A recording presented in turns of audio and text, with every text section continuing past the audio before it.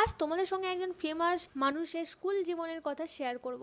আপাতত এখানে তার নাম রাজ রাখলাম। তো রাজ যখন স্কুলে পড়তো তখন সেখানের একজন ম্যাম একটা ডায়েরি এনে সবাইকে বলে যে প্রথমে আসবে সে ওই ডায়েরিতে তার নাম এবং একটা কথা লিখবে। তাই রাজ প্রতিদিন তাড়াহুড়ো করে স্কুলে পৌঁছাতো যাতে ওই ডায়েরিতে সে সর্বপ্রথম লিখতে পারে। তো রাজ লিখলো আজকে সূর্যোদয়টা খুব সুন্দর ছিল। এরপরে যে লিখবে সে ওই সূর্যোদয় নিয়েই অন্য কিছু লিখবে। কিন্তু কিছুদিন পর রাজ লক্ষ্য করলো এতে তার ক্রিয়েটিভিটির মধ্যে কিছু পার্থক্য আসছে না, কারণ তার থট প্রসেসটা কোনো রকমভাবে চেঞ্জ হচ্ছে না।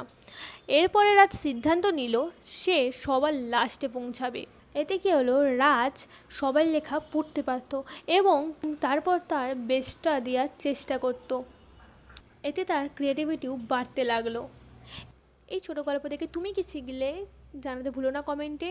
এবং তোমারও যদি এইরকম গল্প থাকে যেখান থেকে তুমি শিক্ষা পেয়েছো সেইটা আমার সঙ্গে এবং আমাদের সঙ্গে শেয়ার করতে ভুলো না। আর লাইক করতে ভুলো না, কারণ তোমার একটা লাইক আমাকে আরও বেশি মোটিভেট করে। এবং সাবস্ক্রাইব করে দিও। রাজের আসল নাম জানতে হলে সাবস্ক্রাইব তো করতে হবে, কারণ রাজের এরকম আরও গল্প আছে যেখান থেকে আমরা অনেক কিছু শিখতে পারি।